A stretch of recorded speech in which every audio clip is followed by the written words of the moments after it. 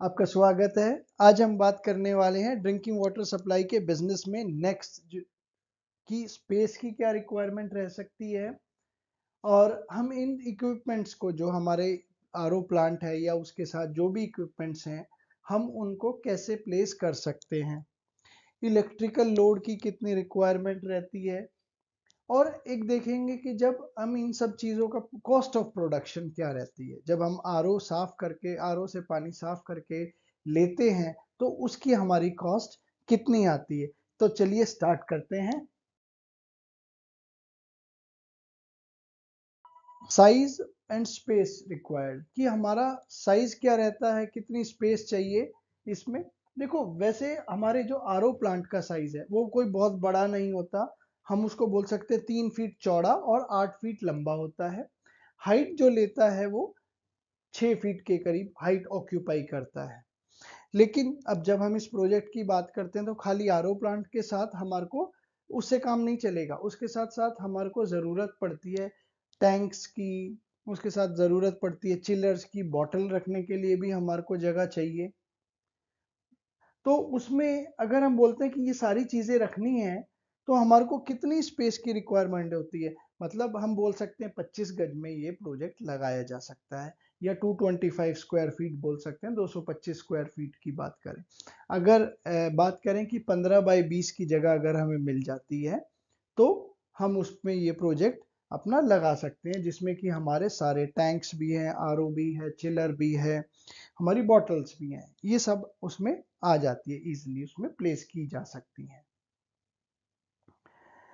और जैसे अगर एक बार में ये स्पेस अवेलेबल नहीं है हमारे पास तो हम इसको कस्टमाइज कर सकते हैं। मतलब कुछ इक्विपमेंट्स एक जगह रख सकते हैं, दूसरे इक्विपमेंट्स दूसरी जगह रख सकते हैं। आरओ प्लांट का साइज भी अपनी स्पेस के अकॉर्डिंग उसको छोटा या बड़ा कस्टमाइज किया जा सकता है।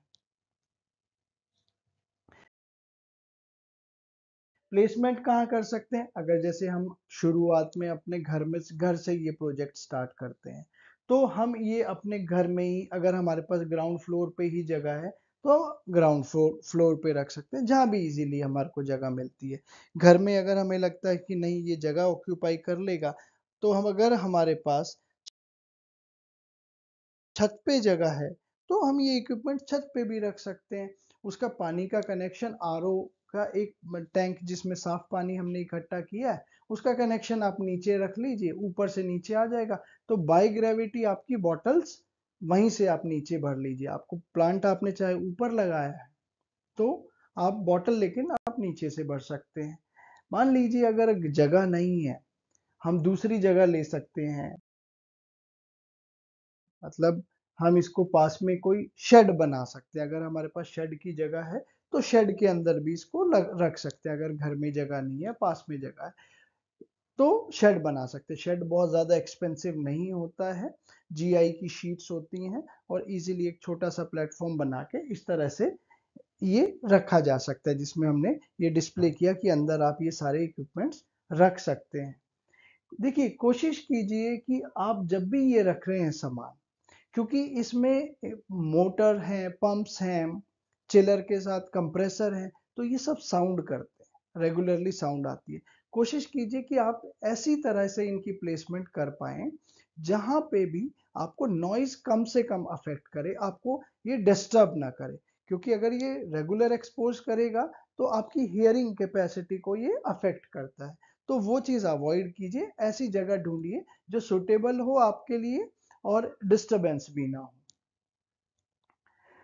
तो ये हो गई हमारी स्पेस की रिक्वायरमेंट। डिस्कस करते हैं दूसरी बात, इलेक्ट्रिकल लोड की रिक्वायरमेंट बहुत जरूरी है कि हमें पता होना चाहिए कि हमारे को कितनी इलेक्ट्रिकल लोड की रिक्वायरमेंट है। अगर आरओ प्लांट की बात करते हैं 500 लीटर की तो वो जनरली स्पेस उसका लोड रहता है 2.5 HP का। जब हम 2.5 HP बोलते हैं तो यानी कि वो 2.5 यूनिट 1 घंटे में होगा। जैसे भी हम किसी भी चीज के बारे में, इलेक्ट्रिकल इक्विपमेंट्स के बारे में जानते हैं कि भाई ये कोई एक चीज 1 HP की है, 2 HP की है, तो अगर हमें उनकी कॉस्ट कैलकुलेट करनी है, 1 HP मतलब 1 यूनिट 1 घंटे में लेगा, 2 HP मतलब 2 यूनिट 1 घंटे में लेगा, 5 HP की है तो 5 यूनिट 1 घंटे में लेगा। तो इससे हम अपनी कॉस्ट भी कैलकुलेट कर सकते हैं। आरओ प्लांट 1000 लीटर का है, वो थोड़ा सा हैवी होता है, तो उसमें वो 4 एचपी का लोड लेता है। अब 4 एचपी का लोड लेगा तो यानी कि 1 घंटे में 4 यूनिट की वो रिक्वायरमेंट रहती है।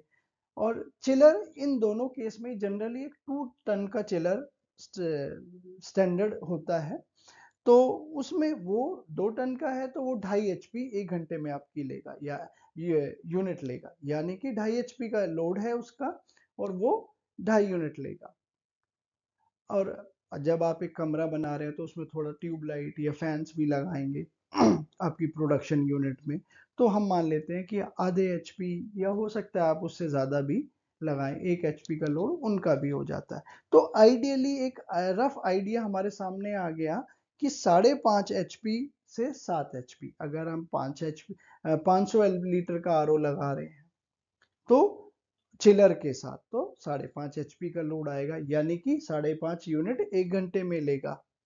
और अगर 1000 का है तो इसका मतलब है कि 7 एचपी तक आ जाएगा अगर उसके साथ चिलर है। सर्दियों में ये कॉस्ट कम भी हो जाती है क्योंकि आप चिलर को तो यूज करोगे नहीं, तो आपकी लोड की रिक्वायरमेंट, आपका एक्सपेंसेस वो भी कम हो जाता है।